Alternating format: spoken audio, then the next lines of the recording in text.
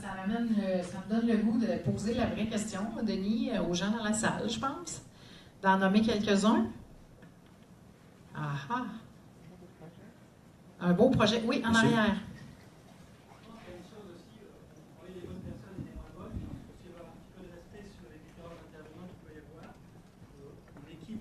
Qui est la bonne et la mauvaise personne. Donc, je pense qu'il faut aussi apprendre à écouter, à reconnaître le besoin de l'autre et le malaise qu'il peut avoir, parce que la personne, peut-être si on résout son malaise, si on essaie de le comprendre, elle va être plus positive dans son action. Il ne faut pas partir du principe que on a la connaissance, on est les bons et on écarte les moins bons, et c'est fini avec ça. Ça, c'est pas ce que j'appelle la démocratie, c'est pas ce que j'appelle la participation citoyenne, et c'est pas de la mobilisation de territoire, c'est du copinage.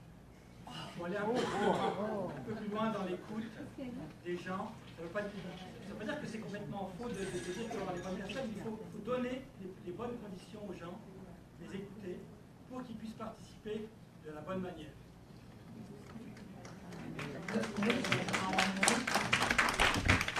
Moi, j'aimerais réagir à M. Danfous, le frère de Vincent. Plus fort? Oui, non. J'ai vu la réponse, vous n'avez pas besoin de la réponse. J'ai trouvé ça intéressant ce que vous avez dit tout à l'heure, mais vous êtes quand même dans un secteur, j'ai travaillé dans ce secteur-là, en Montérégie. Et c'était Varennes, Sainte-Julie, Saint-Mathieu, Saint-Hilaire, Saint-Bruno. C'est toutes des municipalités, des villes qui ont grossi au cours des dernières années. Qui ont grossi avec des gens qui sont de l'extérieur. Puis avec quand même un potentiel assez fort de développement. Quand on regarde, moi j'ai une petite municipalité, une petite vallée en Gaspésie, dans la MSC Côte de Gaspé. Nous autres, on est 150 et moins. Je ne les ai pas comptés le matin. Mais 151. Et notre problème en Gaspésie, c'est que les familles souches sont encore là. Et les familles souches sont difficiles à changer d'idée quand ils ont quelque chose en tête. Ça, c'est... Je suis certain que dans votre coin, il y a beaucoup de monde qui viennent de l'extérieur, donc ça amène du sang nouveau, ça amène des idées nouvelles. Fait que on en fait du regroupement. On en fait, il n'est pas facile à faire. Quand c'est obligé, on le fait, mais on aimerait en faire plus, et ça devient à un moment donné presque impossible. Malgré tout le travail qu'on y a. Je vais aller vers Julie, puis je reviens vers vous, Mme Cotton. Ça va? Julie, j'imagine que tu as entendu plein de choses qui, toi aussi, dans ton expérience de vie, dans les deux organisations dans lesquelles tu as été, dans ton milieu de vie peut-être même, comment toi tu perçois tout ça, ce qu'on entend maintenant? Bien, en fait, peut-être que ce que j'aimerais amener, c'est toute la question des clientèles versus l'intégration de l'ensemble de ces réflexions-là globalement dans les milieux. Avenir d'enfants, bon, nous, c'est sûr qu'on a une lunette où est-ce qu'on est préoccupé par les tout-petits, par les 0-5 ans. Il y a des études qui démontrent que la période 0-5 ans, c'est une période qui est critique, pour laquelle, en fait, il y a des fenêtres d'opportunité à ne pas rater. Et comme société, on pense qu'il faut qu'on mette un emphase sur la période du 0-5 ans. Par contre, il ne faut pas que ça se fasse au détriment d'un continuum plus large. Donc, je pense aussi que c'est important. Puis, il y a eu beaucoup de thématiques de groupes d'âge qui ont été ciblés dans des mobilisations. Puis, je pense qu'il faut qu'on est rendu à une étape qu'il faut qu'on réfléchisse à comment on intègre ça sous un grand chapeau de la qualité de vie. J'étais jalouse de Denis qui est prendre soin de notre monde en son nom, là, parce que je trouvais qu'on est tous à vouloir prendre soin de notre monde. C'est une vision qu'on a, dans le fond, de prendre soin de notre monde et que il ne faut pas opposer les différentes clientèles. Donc, il ne faut pas mettre les 0-5 ans, les tout-petits, en opposition avec les aînés, par exemple, ou avec d'autres groupes d'âge. C'est important qu'on reconnaisse les objectifs spécifiques et ce qu'on veut atteindre par rapport aux enjeux que représentent les tout-petits, aux enjeux que représentent les aînés, aux enjeux que représentent les ados ou d'autres groupes d'âge. Mais après ça, il faut qu'on donne un sens commun à tout ça, puis qu'on soit capable de le voir globalement parce qu'il y a des moyens qui permettent de rejoindre l'ensemble de ces objectifs-là. Ce que je vois, ce que je trouve intéressant, c'est toute la question de décloisonnement des lieux, des clientèles. En fait, ce qu'on veut reproduire, c'est l'expérience de la vie. Là, quand je suis dans ma cour extérieure chez moi, j'ai mes parents qui sont des grands-parents qui sont là en même temps que moi, qu'on prend une coupe de vin et que les enfants jouent dans le carré de sable. Donc, comment on peut reproduire à l'échelle de nos environnements, de notre société, ces milieux-là? On est beaucoup cloisonnés. Les bars sont exclusifs aux 18 ans et plus, les enfants sont dans le carré de sable. Donc, il y a des règlements qui font en sorte que nos espaces sont cloisonnés, sont par clientèle. Donc, comment on peut avoir des environnements qui permettent ces expériences positives-là de façon large? À Québec, il y a le spot, là, la sympathique place ouverte à tous. Là, je suis allée il y a 2 ans, puis je me disais, waouh, c'est intéressant d'avoir justement des gens qui dansent dans des cours de danse en ligne, en même temps qu'il y a des parents, des jeunes enfants qui sont là. Donc, il y a la possibilité à l'échelle des municipalités pour pouvoir faire ces lieux-là, réfléchir dans le fond à nos environnements de façon un petit peu plus intégrée, plus large, plus décloisonnée. Donc, c'est ce que j'avais le goût de partager. Tout à fait à propos, puis ça me donne le goût de vous amener, mettons, tout en avant, les paddlistes, pas rester dans vos coins, parce que je pense que je vais vous donner la parole, Mme Coton, je ne vous ai pas oublié, parce que je pense que justement, on pourrait voir symboliquement, bien sûr, qu'il y a quelque chose à faire en travaillant tous ensemble avec les propos que tu as tenus, Julie. Je pense que ça ouvre bien la porte à ce genre de rapprochement, je dirais. C'est le temps de se regrouper. Oui, exactement. Madame Coton, vous voulez juste pour enchérir, quand Rodrigue a parlé tantôt de sa communauté, quand je disais dans la présentation tantôt, l'université qui nous ressemble et nous rassemble. Oui. Quand il parle des familles de souche, on a différentes composantes au niveau de la région, mais il faut prendre conscience de ça. Ils sont 150, mais ils ont quand même fait un festival en chanson qui a renommé vraiment national. Vraiment. Ça veut dire que, je veux dire, mais on fait quelque chose de gros avec des partenaires. Et ce qu'il faut, aussi, avec ce qu'Olivier disait tantôt, les participations, même les minimes, sont importantes. Parce qu'ils ne mettent pas toutes les forces ensemble. Tout le monde n'est pas du même calibre. C'est vraiment important de considérer toutes les forces. Tout à fait d'accord. Vous venez vous joindre à nous, Mme Coton? Oui, bien sûr. Tu veux dire quelque chose, Denis? Bien oui, certain. Jamais je veux dire non. Évidemment, là, je suis très à l'aise avec là où on s'en va actuellement, sur le décloisonnement et tout ça. Oui. Tout l'enjeu de la qualité de vie, là, ça demeure un enjeu relativement récent au palier municipal. Il faut se rappeler que jusqu'à la fin des années 90, nous étions d'abord et avant tout des administrations de services à la propriété. Oui. OK? Donc, nous créions des environnements favorables aux maisons.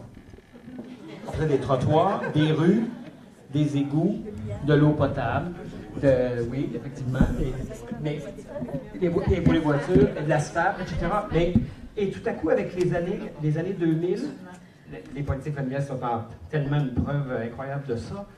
On s'est mis à se dire, OK, c'est le fun, mais comme disait une conseillère municipale dans un village de l'Abitibi, dans un colloque il y a quelques années, attends un peu, êtes-vous en train de dire qu'avant, on s'occupait des trottoirs, puis que maintenant, on s'occupe du monde qui marche dessus? Ben oui, c'est ça le changement. Il est là le changement. Et quelque part, la difficulté qu'on a, c'est la capacité d'intégrer ce que ça veut dire concrètement. Puis là, la notion de gouvernement de proximité qui nous est offerte actuellement va nous obliger à poursuivre cette réflexion-là. Jusqu'où on va aller? Comment on y va? Puis, inévitablement, au bout de ça, il y a aucune administration municipale va être capable de jouer ce rôle-là sans la mobilisation de la population pour nous permettre de le faire. Parce que ce n'est pas simplement à nous. Tu sais, combien de fois dans des événements, j'ai eu à répondre à des questions. « Oui, mais les élus, ils veulent jamais. » Pourquoi ils ne veulent pas? Parce que nous ne pouvons faire que ce que la population nous permet de faire. C'est un peu le message que Martin donnait au début, quand on disait on propose des choses, mais on ne peut jamais aller plus loin que ce que la population veut bien nous permettre d'aller. Et d'où l'importance de ce lien-là avec la mobilisation, avec les gens, pour qu'on soit capable d'aller de plus en plus loin, pour avoir une véritable action locale, multipartenariale, là, pour aller dans le sens de ce qu'on vient de dire, puis pour traiter des enjeux de qualité de vie de 0 à 100, je ne sais plus combien, là, parce que dans ma MRC, on est rendu à 103 ans. Là. Donc, pour être capable d'avoir vraiment une vision très humaine de notre travail. Tout à fait d'accord. Martin, tu avais envie de réagir? Ben, en fait, ce qui vient d'être mentionné est tout à fait vrai. Le rôle des municipalités a connu une progression énorme. Tu en as parlé de l'asphalte, des trottoirs, du déneigement, de ramasser les vidanges, de ce qu'on parlait à peu près exclusivement il y a 20 ans. Aujourd'hui, on parle des saines habitudes de vie, on parle des enfants, on parle des aînés, on parle des tout-petits. Donc, ça fait en sorte que notre rôle a changé. Mon dernier bout d'intervention, j'ai un peu le goût de revenir sur le commentaire de monsieur, parce qu'au fond, il a terminé en laissant sous-entendre qu'on fait du copinage. Vous aurez compris qu'on n'aime pas trop ça, entendre ça, parce que de laisser sous-entendre qu'on n'est pas à l'écoute, c'est exactement l'inverse. Regardez les paliers de gouvernement que vous avez devant vous, là, les municipales, le municipal et le gouvernement de proximité. Et c'est le gouvernement qui peut intervenir le plus directement dans les villes et directement vis-à-vis sa population et ses organismes. À Varennes, 55 organismes sportifs, communautaires, culturels qu'on supporte à 100%. Ces bénévoles-là, c'est le cœur, c'est le poumon de notre ville. Sans eux, on va nulle part. Donc, quand on posait la question, quel est le succès d'une mobilisation? Je disais simplement qu'il y a des gens avec qui la collaboration est facile et d'autres difficile. Je ne parle pas de copinage. Je parle juste, vous voulez un succès, entourez-vous des gens qui veulent collaborer positivement. C'était ça le message. Et je conclue en disant un exemple. Prenons 2 écoles primaires. Viennent à Varennes, la direction est là, on veut changer un module de jeu. OK, mais allez voir votre commission scolaire. Ce n'est pas la responsabilité de ville, c'est votre cours, c'est votre propriété. Il y en a qui disent « Oh, c'est des payeurs de taxes, c'est à vous de payer ça. » OK, pensez-vous, on a entendu, on a écouté, pensez-vous que c'est la meilleure approche? La réponse est non. L'autre école, voisine. Écoutez, M. Danfos, c'est le membre du conseil, on a un beau projet communautaire, les parents s'impliquent, les jeunes s'impliquent, on va chercher du financement. Malheureusement, la commission scolaire n'a pas de moyens. Pouvons-nous avoir votre collaboration pour un module de jeu? Pensez-vous? La réponse va être oui. Et ça, mon cher monsieur, ce n'est pas du copinage. Merci.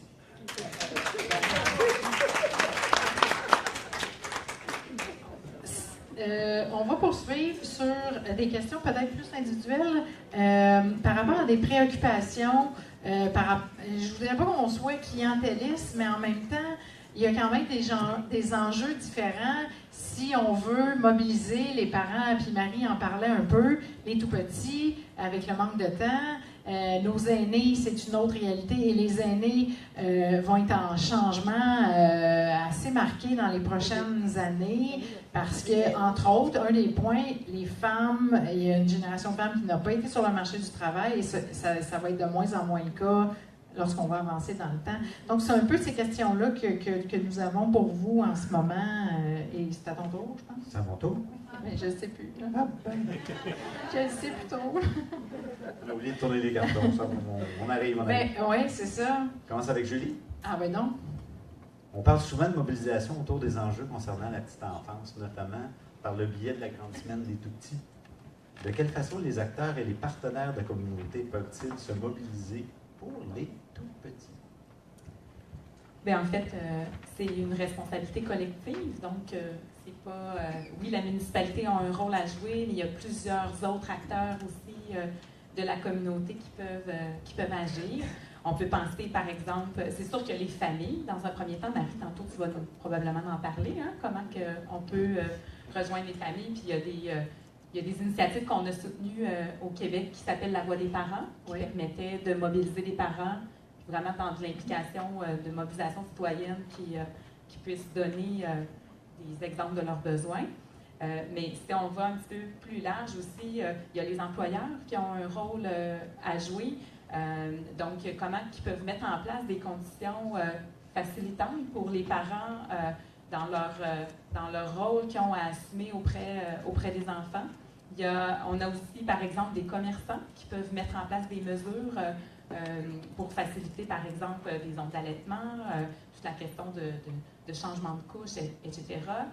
Donc, il y a des exemples comme ça. Puis, il y a vraiment aussi il y a des expertises qui existent à l'échelle, c'est beaucoup au niveau de l'intervention auprès des enfants, mais si on pense les services, les CPE, les services éducatifs à l'enfance qu'il y a dans les municipalités, les bibliothèques aussi qui ont plein de beaux programmes qui peuvent être offerts. Donc, il y a vraiment une foule d'organismes, des organismes communautaires familles qui sont donc les maisons des familles, les haltes garderies. Donc, il y a vraiment une panoplie de services que vous connaissez. Donc, tu dis, il y a déjà des services, mais il y a déjà aussi une certaine forme de partenariat, de mobilisation. On n'est pas en train de dire qu'il ne se passe rien. Là. Il s'en passe, mais on pourrait aller plus loin dans ces éléments-là. Il se passe beaucoup de choses. Puis, c'est depuis les dernières années aussi, on augmente toute la qualité de ce qui est offert aussi à l'échelle des communautés. Donc, il y a vraiment des petites mines d'or un peu partout au Québec là, comme initiative qui se passe. On devrait les mettre plus en avant, peut-être. Hein? Effectivement. Effectivement.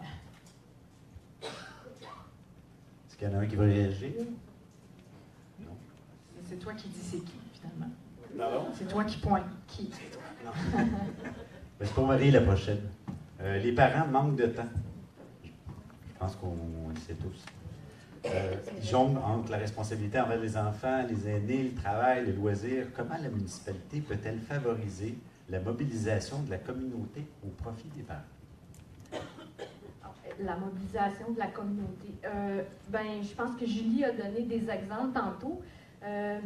Moi, ce que j'ai envie de dire, c'est que quand tu sens que tu as ta place, quand tu sens que tu es accueilli, quand tu sens qu'on a envie de t'entendre, je pense que c'est des attitudes à développer. C'est certain qu'à partir du moment où tu penses qu'ensemble, tu vas plus loin, normalement, ça devrait amener des façons d'interagir. Puis à un moment donné, je rejoindrais le monsieur qui parlait de trop de consultations. Je pense qu'il faut aussi que ce que les gens disent débouche sur des actions concrètes qui sont visibles. Parce qu'à un moment donné, tu vas dire, ils sont tout le temps en consultation, puis on dirait que ça avance pas. Fait que moi, si je suis un parent, que je manque de temps, puis que, oui, je l'ai dit que c'était ça le problème que j'identifiais, puis même je n'étais pas tout seul à le dire, on était plusieurs, mais que le problème persiste, puis continue d'être là, ça, je pense que ça, c'est des mobilisants pour les gens qui sont, les gens qui sont là. Pour les parents aussi, tu me dis la mobilisation de la communauté, mais c'est aussi de profiter, de rejoindre les gens où ils sont et non pas de faire déplacer les gens pour une activité particulière. Tu sais, je pense que c'est, par exemple, les parents qui sont, tu sais, je sais pas, 30 enfants là, qui sont en train de patiner ou de faire je sais pas quoi, mais souvent il y a 30 parents ou 22 parce qu'il y en a il y avait d'autres choses à faire entre les deux. Mais peut-être que ça peut être des bons endroits où tu peux avoir un son de cloche. Tu sais, c'est comme un peu un changement de mentalité. De réflexe, un peu, oui. C'est comme, est-ce que tu vois la municipalité ou le milieu comme l'empereur, ou si tu vois le citoyen comme le vrai habitant de sa vraie société tu sais, je pense que les gens ont à cœur. Tu sais, les gens sont contents de vivre dans des milieux dynamiques. Tu sais, quand tu dis hey, chez nous, il se fait telle affaire, puis on aime tellement ça, je veux dire, c'est les meilleurs ambassadeurs pour la qualité de vie, puis de continuer. Bien, c'est vrai. Oui, Marie, le bout où tu disais. J'ai perdu mon idée. Vas-y, Julie, je vais revenir. En fait, j'avais le goût de renchérir parce que les parents, tu sais, en manque de temps, mais les parents qui se sentent compétents, puis je ne suis pas certain que la société, on envoie toujours ce message-là aux parents. On a fait, il y a une enquête qui est sortie l'année passée là, avec Perspective Parents qui disait que 95% des parents ont répondu là, qu'ils se sentent compétents pour élever leurs enfants. Puis ça a été repris dans les médias, mais ce que j'ai entendu, c'est des gens qui ne croient pas, dans le fond, cette donnée-là, mais c'est une perception des parents. Donc, les parents se disent compétents, ils disent qu'ils ont besoin d'aide, ils ont besoin de soutien, mais ils considèrent qu'ils sont la bonne personne pour élever leurs enfants. Donc ça, moi, je trouve qu'il y a un enjeu aussi dans les préjugés qu'on a à l'égard des parents, à l'égard des familles, puis particulièrement à l'égard des familles en situation de vulnérabilité. Donc, je pense que comme intervenant, il faut qu'on soit accueillant, il faut qu'on regarde comment qu'on accueille les besoins de ces gens-là, puis qu'on les prend où ils sont, puis qu'on les fait cheminer, en fait, là, dans leur rôle de parentalité, là, par rapport aux parents notamment. Puis quand Marie dit « arrêtons de rajouter des services de plus ou des ondes de plus », je me dis « pouvons-nous faire le trajet d'un parent là, qui se lève le matin, c'est quoi son chemin là, qu'il fait dans la journée. La compagnie. Comment qu'on peut intégrer des choses à l'intérieur de ce trajet-là qu'il fait. Là, mes enfants vont dans une école alternative où est-ce que l'implication des parents est obligatoire. Oui. Fait qu'on est... L'école, en principe, ne juge pas tant que ça les parents. On est d'accord avec les parents s'impliquent et tout ça.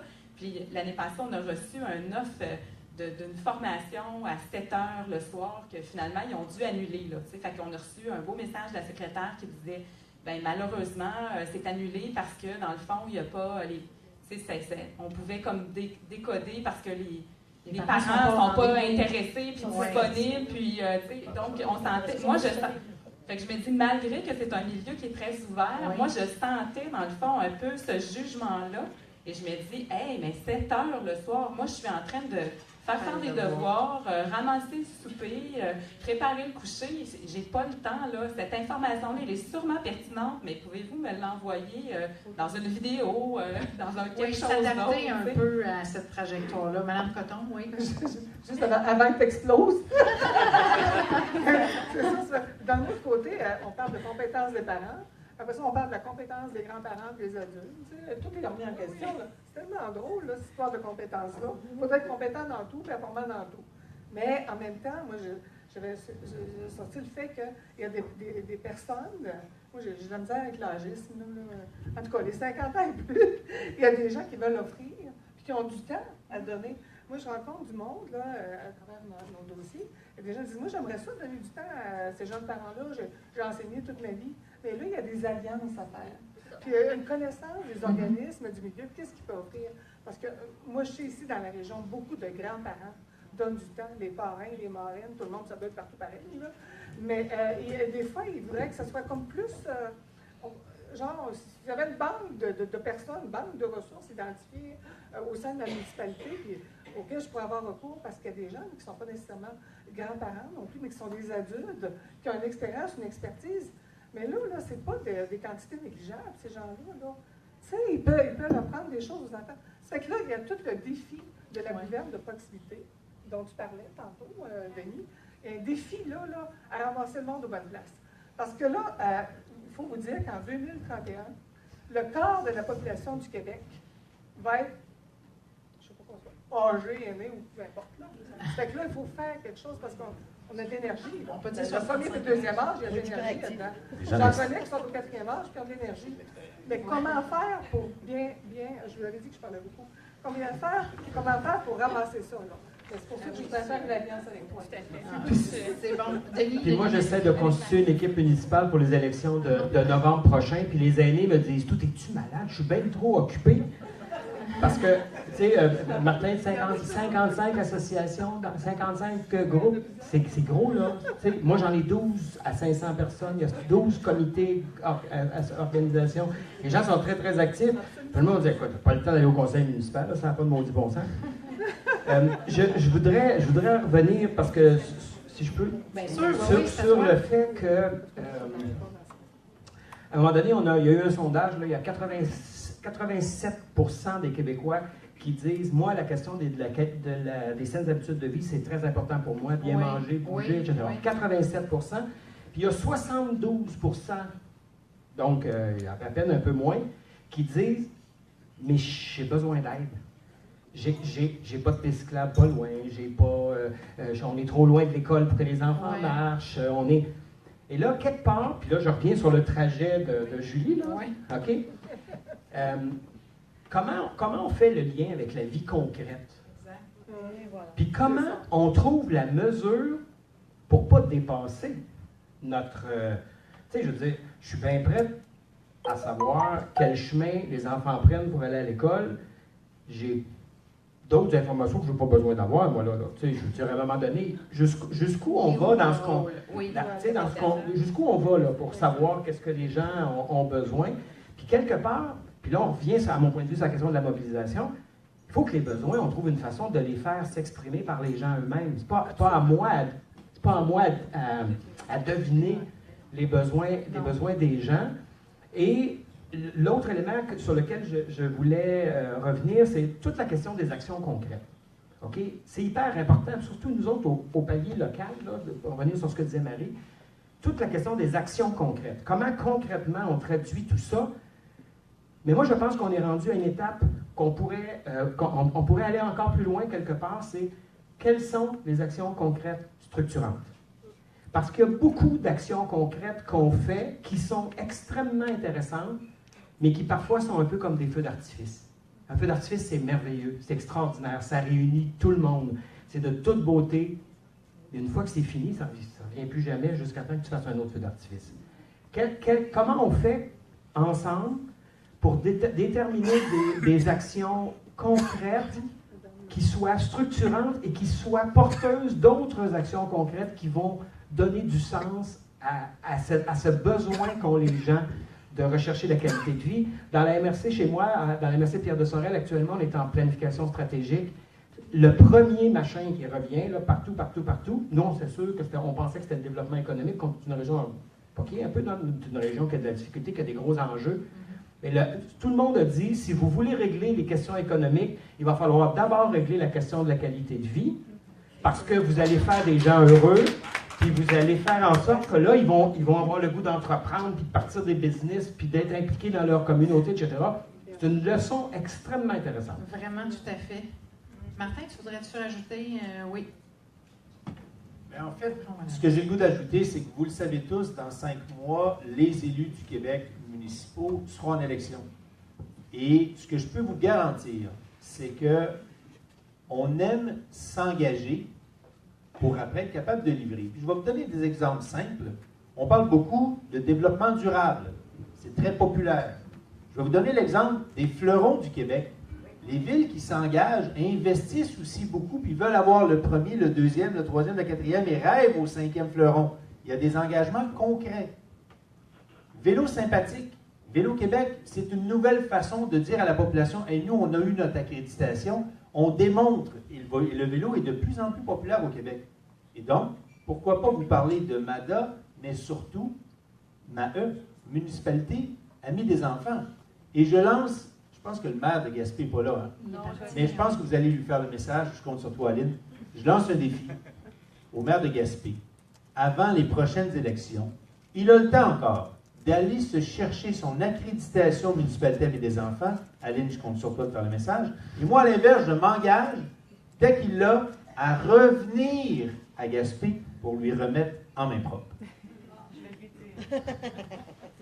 On avait... oui, Nicole, dans la salle. Absolument. Oui, je voulais juste dire, Denis, on a une solution, nous autres, pour savoir ce que les gens veulent ou essayer de cibler des actions.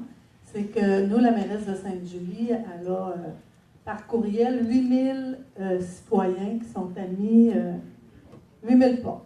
OK? Donc, si on a un but d'aqueduc ou si on a quelque chose, elle le met sur Internet et les citoyens sont au courant.